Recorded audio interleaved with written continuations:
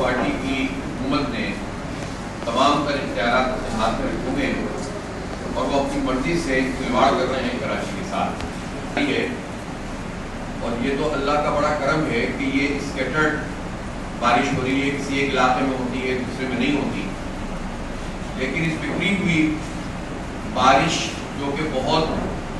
جسے کہتے ہیں موسلا دھار قسم کی بارش نہیں ہوئی ہے اور پورے شہر میں ایک ساتھ نہیں ہوئی ہے, اس کے باوجود جو ایڈمنسٹریٹر صاحب جن کا تقرر کیا گیا ہے اور پورا KMC کا نظام اور پوری صوبائی حکومت کا پورا جو ان کا طرز حکومت ہے وہ کھل کر سامنے آ گیا. اس وقت اس معمولی بارش کے باوجود, اور یہی وجہ ہے کہ اس بارش کے ساتھ ہی جگہ جگہ آپ کو سڑکیں کھلی ہوئی نظر آئیں گی اور کارپیٹنگ بہتی ہوئی نظر آ رہی ہے. شہر میں گندگی ہے. اس وقت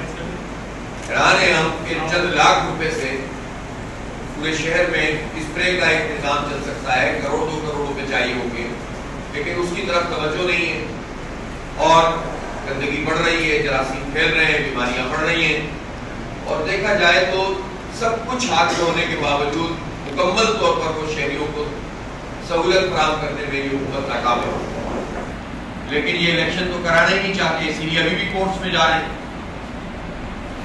تو اس وقت جو تقرری ہے اور ایڈمنسٹریٹر مرتضیٰ وہاب صاحب موجود ہیں,